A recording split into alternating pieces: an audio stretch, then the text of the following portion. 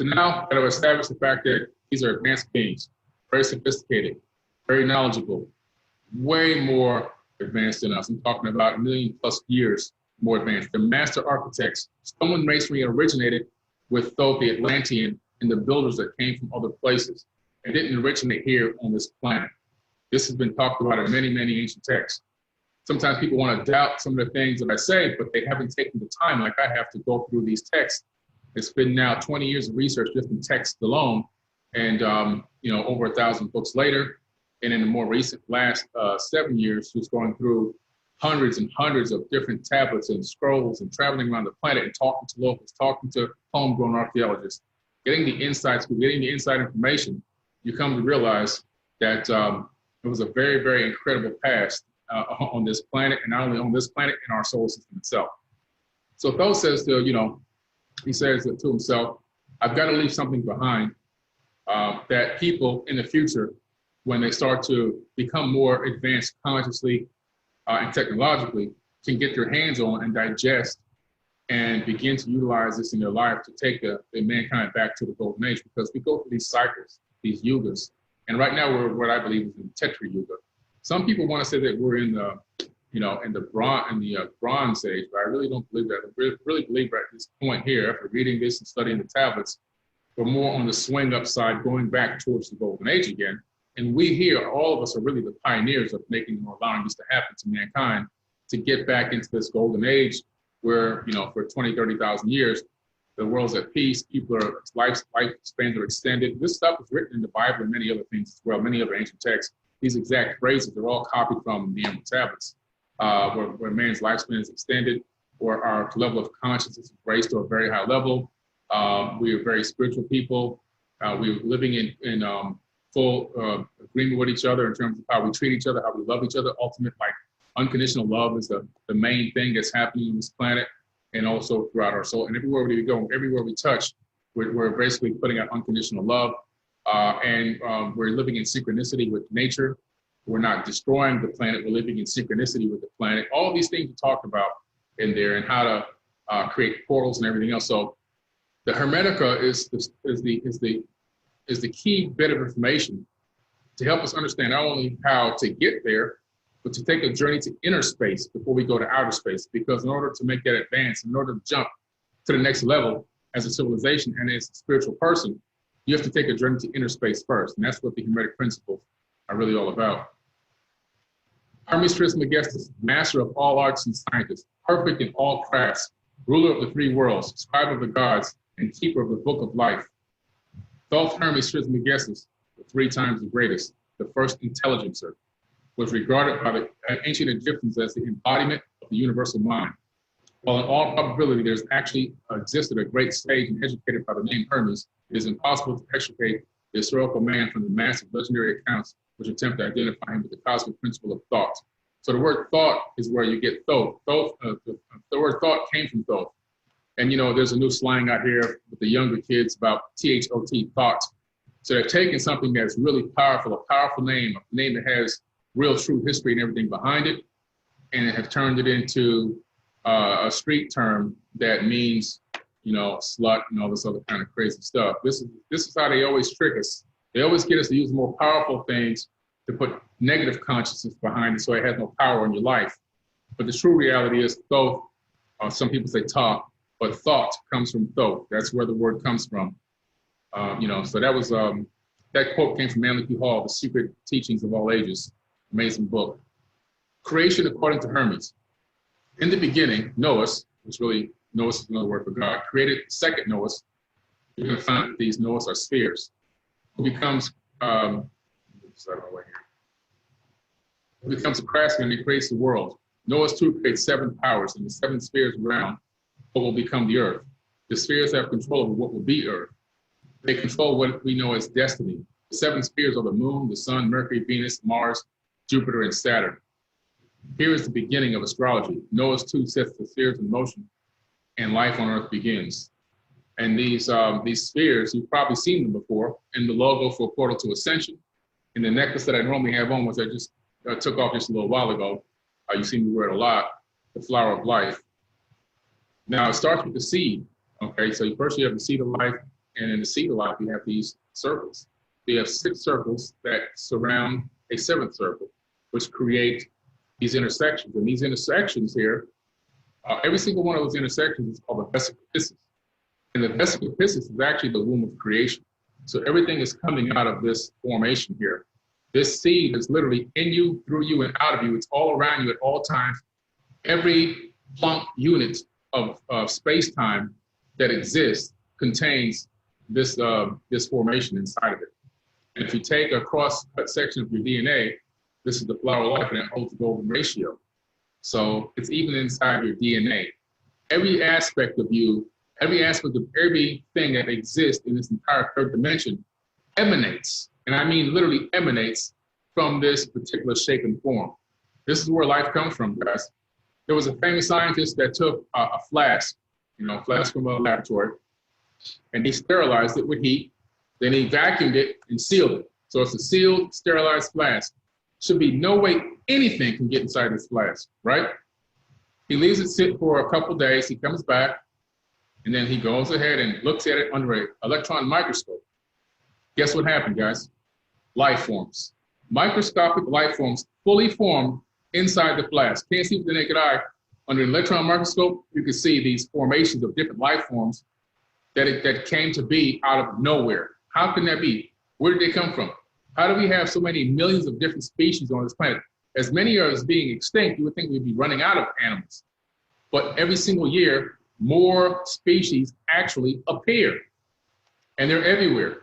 That's because life is consistently emanating directly through the vesica piscis nonstop. So here we have, you see what we have here through, just even through biology, you can see the shape form as we build out the seed of life all the way into a flower of life. You can see how, if you look from the left, my left to the right, as the formation of cells and biological entity, we literally, how this energy field literally creates avatar bodies. Your body is an avatar body, okay? There's 2 parts to you. You have the avatar body, and then you have your light being, which has synchronized with this avatar body, and your light being actually animates it. Without the light being, your light being inside this avatar wouldn't even move. It wouldn't even get up, it wouldn't talk, it wouldn't do anything. It just lay there completely unanimated. You animate the light avatar. But this is the instructions here for the energy field that literally builds your avatar body, and all biological organisms that exist in the 3rd dimension are built this way. It's a very, very simple process, very easy to understand, but very rarely taught. But this is what Thoth is talking about in terms of the process used to not only build planets, but also even include building people, as above, so below. This is where you get that from. So the flower of life is ancient. It's not something new. It's not something that they like I said, quote unquote, New Agers came up with. This is deep antiquity. This is the Osirian temple at Abydos. I've been there before. There's pictures of me on my account walking through this area. And what's amazing about this at Temple of Abydos, it's right behind the Osirian, it's right behind the Abydos temple. The Osirian temple is lower, deeper in the ground.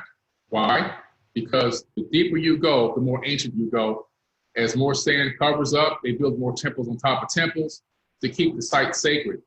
So the Abydos was built on top of most of the Osirian, but part of it was uncovered. But the most amazing thing was this column that's there with this atomically engraved image of the flower of life in the column. This is about 30, 40,000 years old. This isn't even like 2 or 3,000 or 5. No, this is deep, deep antiquity. They already knew that this was what I call the face of God, because all life emanates from this flower of life, all energy fields. Inside this flower of life is a 64-grid tetrahedron. Inside that 64-grid tetrahedron, it creates something called the vector equilibrium. Inside the vector equilibrium, you can access unlimited energy 24 hours a day, 7 days a week. It never runs out, it never expires. That's the secret to free energy, accessing that field. It's an electromagnetic wave with a specific frequency, which is one of the things that we're working on developing at First Class Space, the ability to use a special photonic receptor that only can absorb that electromagnetic energy and convert that into usable power. So those are some of the things that we're working on. In the creation myth, we are introduced to astrology and the influence of planets upon man, from which man is expected to rise above. We have dualism. a God of the heavens and one who created earth. We have the idea of man as a son or part of God. We have man being given the power of creation, where you create your own reality. The idea that man has a dual nature is one in heaven, non-material, and the soul spirit, which is one physical in the world of matter, the body, which we talked about just a minute ago, the avatar, and the fall of leaving heaven to be with nature. This is one of the biggest mysteries that have gone on with information that was copied into the modern day religious books about fallen angels. It has nothing to do with Anunnakis, and it has nothing to do with these evil spirits that decided to turn against God and all this. It has to do with the collective consciousness deciding at one point that it would, before any entities existed, that it would divide itself into multi-Googles of entities. Google is the number, it's not just the name, it's an actual number. It's way bigger than trillion. And I believe there are Googles of entities inside this universe. It would divide itself into Googles of entities so that they can experience life subjectively in the third dimension. And in the Emerald Tablets, Thoth talks about the fact that some of these some of these energetic beings from the collective consciousness decide to create avatar bodies to go experience life, what it would be like in the third dimension, to walk around, smell the flowers, live in this particular realm and understand it better. Why? Because consciousness always wants to send back information to the source. It's as above, so below.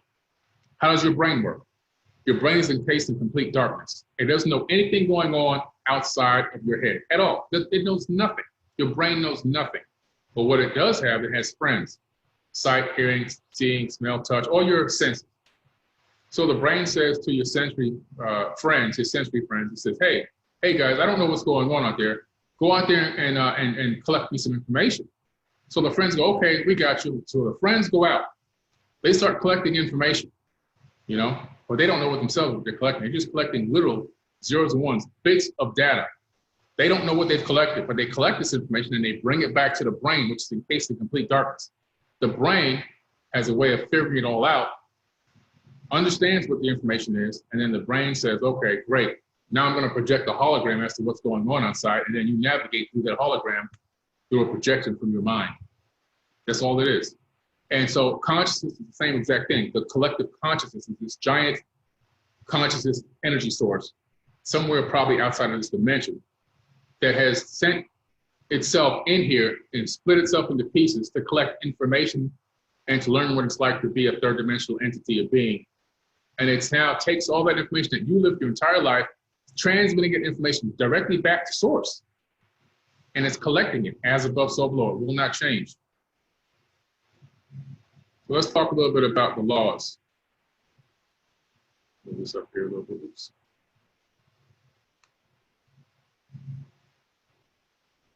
All things in all universes move according to law, and the law which regulates the movement of the planets is no more immutable than the law which regulates the material expressions of man. One of the greatest of all cosmic laws is that which is responsible for the formation of man as a material being. The great aim of the mystery schools of all ages has been to reveal the workings of which law will connect man to material and man to spiritual. The connecting link between the material man and the spiritual man is the intellectual man. For the mind partakes of both the material and immaterial qualities. The aspirant for higher knowledge must develop the intellectual side of us, of his nature, and so strengthen his will that it will be able to concentrate all powers of his being on and in the plane he desires. This is how you create your reality. The great search for light, life, and love only begins on the material plane. Carried to its ultimate and final goal is complete oneness with the universal consciousness. The foundation in this material is the first step. Then comes the higher goal of spiritual attainment. In the following pages, I will give the interpretation of the Emerald Tablets and their secret and the hidden esoteric messages. Concealed in the words of Thoth are many meanings that do not appear on the surface.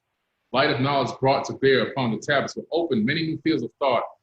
Read and be wise, but only if the light of your own consciousness awakens a deep-seated understanding, which is the inherent quality of the soul. That's directly from my book, Companion of the Emerald Tablets. So now we're going to get into this, guys. Let's talk a little bit about the universe runs on natural law. So the general principles of natural law, we're talking about 7 principles that we're going to touch on a little bit here today. Make sure I'm going on time here. Okay, we're good. The first principle is the principle of mentalism. This is where It's first because it's one of the most important ones in my personal opinion. And this is where a lot of people fall short in understanding or figuring out how to create their own reality and how things happen and how things manifest and how the future unfolds and why they're in situations that they're in. We're going to cover the principle of correspondence, the principle of vibration, the principle of polarity, rhythm, the cause and effect, which is one of my favorite as well, and then the principle of gender. A very powerful quote here from the Cavalier Young. The principles of truth are 7. He who knows these understandingly possess the magic key, before whose touch all the doors of the temple will fly open. Where's the temple? This is your temple, guys. Not a building out here in the street, not this place you go to with a gigantic image on top of it that you think represents something that happened in the past. The temple is right here, right between your eyes. This is your temple. This is what this is referencing. It's not referencing a physical building where you go and put money in a plate. It's referencing where you put knowledge into your brain.